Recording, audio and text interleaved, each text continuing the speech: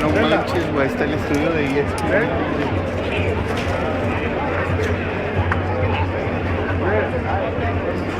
Dober dan in lepo zdrav. Smo na trgu Nelsona Mandele v finančno-trgovski četrti Senton v Johannesburgu. Tukaj se med svetovnim prvenstvom 2010 zbira največ tujih navijačev. Zakaj? Povsem preprosto. Senton je pač znan kot najbolj varen del Johannesburga, zato se tujci tukaj počutijo najbolj domače, da tako rečem. Na tem trgu so številni bari in številne restauracije, ki so polne že tekom dneva, posebej pa ob večerih, ko se tukaj na velikih zaslonih in pa na televizijskih sprejemnikih gleda različne tekme. V številnih restauracijah tukaj je mogoče poskusiti najrazličnejše svetovne kuhinje. Med drugim pa seveda tudi afriško oziroma južnoafriško hrano, kjer lahko poskusite tudi krokodila, antilopo in pa recimo noja.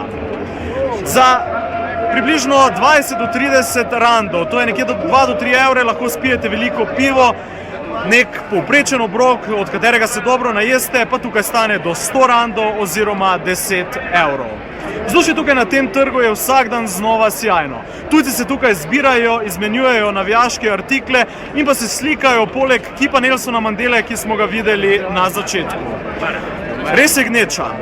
V trgovskih središčih oziroma v trgovskem središču, ki obdaja ta trg, pa so številne trgovine najboljših svetovnih blagovnih znamk, kot jih recimo v Sloveniji sploh ne najdemo in pa sploh ne vidimo.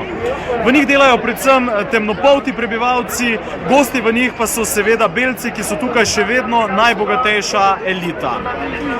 Danes bo tukaj posebej veselo oziroma posebej burno zaradi španske reprezentance. V tem trenutku je tukaj na tem trgu največ Špancev, ki ustvarjajo že sedaj zelo dobro vzdušje in pa se seveda podžigajo z pivom in pa drugimi alkoholnimi napitki.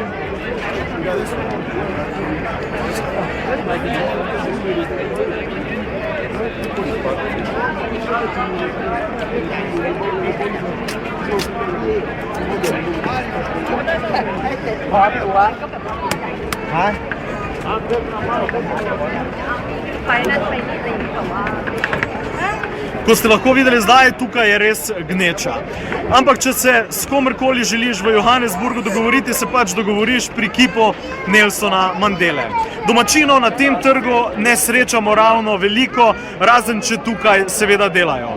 Ampak za svojo reprezentanco Bafana bodo pesti seveda stiskali do zadnjega, čeprav jih reši le še čudež in pa imajo zgolj teoretične možnosti, da pridejo v osmino finala.